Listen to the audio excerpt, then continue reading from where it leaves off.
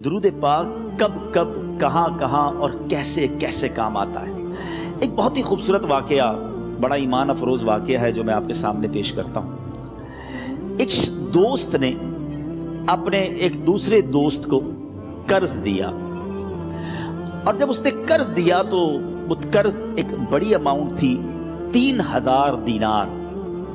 وہ ٹائم آ گیا جب اس ٹائم وہ قرض لینے کے لیے اپنے دوست کے پاس گیا کہ بھائی مجھے میرے پیسے واپس دو، تو اس نے کہا کہ پیسے تو نہیں ہے میرے پاس، میں کولیپس ہو گیا ہوں، بزنس اب میرا ختم ہو گیا ہے، میں تمہاری رقم نہیں دے سکتا۔ اس نے ایک اور ٹائم دے دیا اسے کہ ٹھیک ہے اب اتنے وقت دنوں کے بعد میں دے دوں گا۔ وہ ٹائم بھی گزر گیا، اور جب وہ ٹائم بھی گزر گیا تو اس کے بعد اس دوست نے کہا کہ اب تو پیسے دے دو بھائی، میرا ٹائم پورا ہو گیا ہے، پھر نہ دے سکا ٹائم۔ آخر کار معاملہ جو ہے وہ کورٹ میں چلا گیا، قاضی کے پاس چلا گیا۔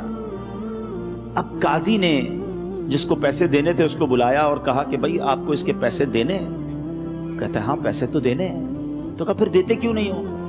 کہا پیسے ہیں ہی نہیں، کاروبار ہی ختم ہو گیا ہے، قرضہ تو لیا تھا، اب میرے پاس بچا ہی کچھ نہیں ہے۔ تو کہا اچھا اب یہ بتاؤ کہ کب دو گے، کیسے دو گے؟ اس نے کہا بس میرے پاس پیسے ہی نہیں ہیں۔ تو کہا اب تمہارے پاس 30 دن کا ٹائم ہے، 30 ڈیز میں یا تو اس کے پیسے لوٹا دو یا 30 دن کے بعد تمہیں قید کر دیا جائے گا۔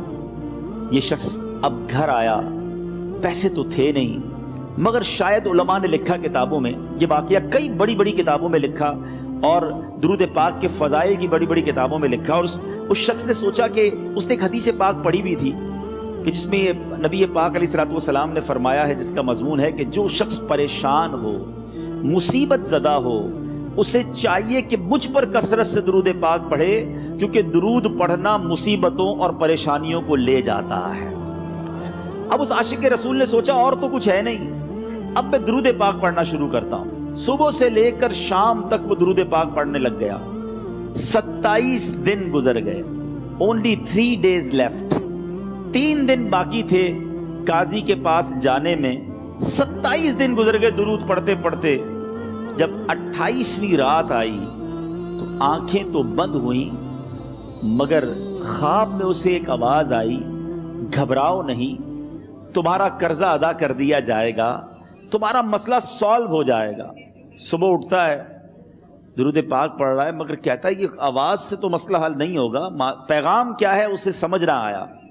28واں دن گزر گیا، 29ویں رات آ گئی، مگر اب آنکھیں بند ہوئیں اور قسمت جاگ اٹھی۔ نبی پاک صاحب لولاک صلی اللہ تعالیٰ علیہ وسلم خواب میں تشریف لائے، اور پیارے آقا صلی اللہ تعالیٰ علیہ وسلم نے فرمایا گھبراؤ نہیں، علی بن عیسیٰ وزیر کے پاس جاؤ، وہ تمہارا قرضہ ادا کر دے گا۔ اب یہ عاشق رسول صبح اٹھا تو ویری فریش، حشاش بشاش کہ اب تو کام ہو گیا، نبی پاک نے خواب میں آ کر بشارت دی ہے۔ مگر پھر ذہن میں سوال آیا کہ علی بن عیسیٰ کے پاس جاؤں گا تو ثبوت کیا ہے، پروف کیا ہوگا؟ میں جا کر اس کو کہوں گا کہ میرا قرضہ دے دو تو ایسے تو قرضہ نہیں دے دینا، اور میں نے اس کو کہا کہ مجھے نبی پاک نے خواب میں کہا ہے، اور اس نے اگر مجھ سے کوئی نشانی مانگی تو میں نشانی کیا دوں گا؟ آخری دن تھا، 29واں دن تھا، وہ بھی درود پڑھتے پڑھتے گزر گیا۔ 30th نائٹ آ گئی، صبح وہ دن ہے جب عدالت میں جانا ہے۔ اب اس رات پھر نبی پاک علیہ الصلوۃ والسلام خواب میں تشریف لائے، اور آقا علیہ الصلوۃ والسلام نے فرمایا کہ علی بن عیسیٰ وزیر کے پاس جاؤ، وہ تمہارا قرض ادا کر دے گا۔ کہ حضور چلا تو جاؤں گا، لیکن اگر وزیر نے مجھ سے کوئی نشانی طلب کی تو میں کیا جواب دوں گا؟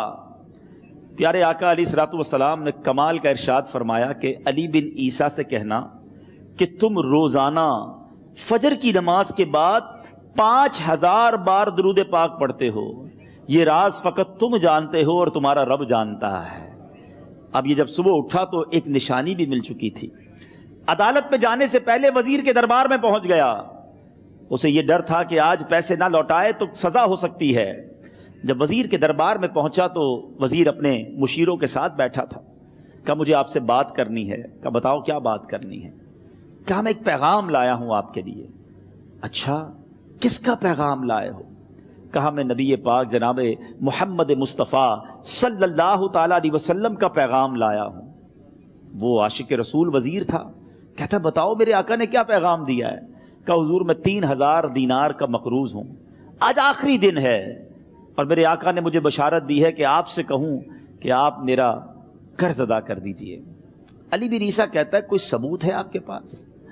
ہے کوئی دلیل بھی ہے آپ کے پاس؟ میں کیسے مان لوں کہ آپ کو نبی پاک علیہ الصلوۃ والسلام نے بھیجا ہے؟ عاشق رسول کہتا ہے خالی ہاتھ نہیں آیا، میرے آقا نے مجھے دلیل بھی عطا فرمائی ہے، مجھے ایک ایویڈنس بھی دیا ہے، اور پروف یہ ہے حضور کہ آپ روزانہ صبح فجر کی نماز کے بعد نبی پاک صلی اللہ تعالیٰ علیہ وسلم کی بارگاہ میں درود و سلام کا نذرانہ پیش کرتے ہیں۔ جب تک 5000 کا عدد پورا نہیں ہوتا آپ اس وقت تک کسی اور سے بات نہیں کرتے، اور اے وزیر صاحب یہ راز صرف آپ کو پتا ہے اور آپ کا رب جانتا ہے۔ اللہ اکبر! وہ وزیر تو جس کو کہے نا جھوم اٹھا، ایسا عاشق رسول وزیر تھا جو روزانہ صبح 5000 درود پڑھتا ہو، اس کی تو عید ہو گئی نا۔ وہ کہتا ہے مرحبا یا رسول اللہ، میرے آقا نے میرے درود قبول کر لیے، اس سے بڑھ کر میرے لیے سعادت کیا ہوگی۔ اب یہ وزیر اپنی سیٹ سے اٹھتا ہے، اپنے کمرے میں جاتا ہے، تھوڑی دیر بعد واپس آ کر اس عاشق رسول کے ہاتھ میں 3000 دینار رکھ کر کہتا ہے حضور پہلے 3000 دینار تو نبی پاک کا حکم کی میں ادب سے بجا لاتا ہوں، میرے آقا نے جو حکم فرمایا یہ 3000 دینار آپ کو پیش کرتا ہوں، حضور ایک اور 3000 دینار لیجئے۔ میرے گھر آپ آئے، اتنی اچھی خبر سنائی، آپ نے قدم رنجا فرمایا، یہ 3000 اس کا نذرانہ ہے، اور ایسا کیجئے 3000 اور لیجئے، اس سے اپنے بچوں کے لیے کچھ چھوٹا موٹا کام شروع کیجئے، اور ایک وعدہ کر کے جائیے آج کے بعد زندگی میں آپ کو جب بھی کوئی کام پڑے میں آپ کا بھائی ہوں، مجھے یہ خدمت کا موقع دیجئے گا۔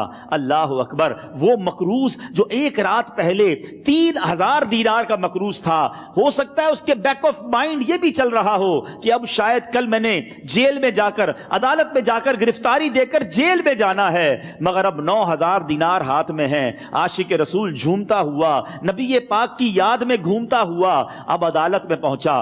عدالت میں everybody expecting over there کہ آج اس نے آنا ہے اور آ کر کہنا یہی ہے کہ پیسے تو نہیں ہیں، گرفتار کر لو، مگر جا کر اس عاشق رسول نے 3000 دینار جج صاحب کے ہاتھ میں رکھ دیے۔ قاضی کہتا ہے پہلے تو یہ بتاؤ پیسے آئے کدھر سے؟ تم تو کہتے تھے غریب ہوں، تم تو کہتے تھے کاروبار نہیں ہے، ایک مہینے میں اتنی بڑی رقم کا انتظام کیسے ہو گیا؟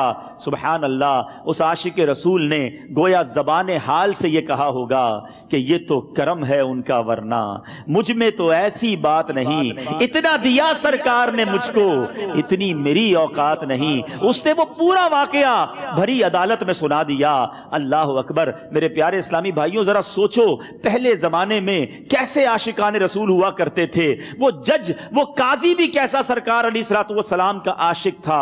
اپنی سیٹ سے اٹھتا ہے، بھرے دربار میں بھری عدالت میں وہ اپنے چیمبر میں اپنے کمرے میں جاتا ہے، اور تھوڑی دیر بعد واپس آ کر اس کے ہاتھ میں بھی 3000 دینار ہیں، اور وہ 3000 دینار جو ہے وہ اس عاشق رسول کے ہاتھ میں رکھتا ہے کہ سارا ثواب علی بن عیسیٰ کیسے لے جائے، میں بھی تو نبی پاک کا غلام ہوں، میں تمہارا قرضہ میں ادا کرتا ہوں۔ اچھا، اب ایک اور عجیب سینیریو یہ بن گیا کہ جس نے کیس کیا تھا، جس نے دعویٰ کیا تھا، وہ بھی یہ سارا منظر دیکھ رہا تھا۔ کہتا ہے جج صاحب ذرا رکیے، میں بھی اپنے آقا کا امتی ہوں، اور ایک کام کیجئے قلم کاغذ منگوائیے، اس عاشق رسول کا قرضہ ہی میں معاف کر دیتا ہوں۔ اچھا، اب عاشق رسول نے وہ واپس 3000 دینار جو جج صاحب نے دیے تھے وہ واپس جج صاحب کو دیے کہ حضور یہ پیسے آپ ہی رکھ لیں، قرضہ ہی معاف ہو گیا، اب آپ کے پیسے کا میں نے کیا کرنا ہے؟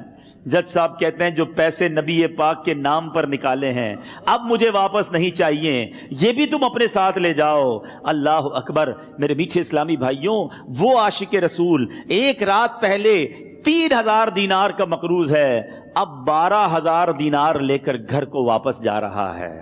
اس ایک واقعے کے اندر جو ہم سب کے لیے درس ہے، جو ہم سب کے لیے پیغام ہے، شاعر لکھتے ہیں نا، دکھوں نے تم کو جو گھیرا ہو تو درود پڑھو، दुखों ने तुमको जो घेरा हो तो दुरूद पढ़ो, जो हाजिरी की तमन्ना हो तो दुरूद पढ़ो। आज हम बहुत सारी प्रॉब्लम्स में होते हैं। यहां भी हो सकता है मेरा कोई भाई बीमार बैठा हो, कोई कर्जे में डूब गया हो, किसी का कोई बिजनेस प्रॉब्लम चल रहा हो, कोई फैमिली इशू में डिस्टर्ब हो। आप किसी भी प्रॉब्लम में हैं, खुदा की कसम दुरूद पाक ऐसा वजीफा है। लोग बहुत सारे वज़ाइफ पूछते रहते हैं, बहुत सारे जनाब वज़ाइफ के बारे में मालूमात करते रहते हैं। सच्ची बात यह है, हर दर्द की दवा है सल्ले अला मुहम्मद। हर दर्द की दवा है सल्ले अला मुहम्मद। तावीज़ हर बला है सल्ले अला मुहम्मद। तो खुदारा अपनी ज़िंदगी में दुरूद पाक को शामिल कर लीजिए और आप बिलीव करें, जब आपने कसरत से दुरूद पाक पढ़ने शुरू कर दिए, आप अपनी आंखों से देखेंगे आपके प्रॉब्लम दूर हो रहे हैं, आपकी सेहत अच्छी हो रही है, आपके कर्जे उतरने शुरू हो गए हैं, रोजगार में आपके बरकत होना शुरू हो जाएगी, आपके चेहरे पे नूर आना शुरू हो जाएगा, आपकी जबान में असर आना शुरू हो जाएगा। सल्लू अलल हबीब सल्लल्लाहु तआला अला मुहम्मद। मुझे अपनी और सारी दुनिया के लोगों की इस्लाह की कोशिश करनी है।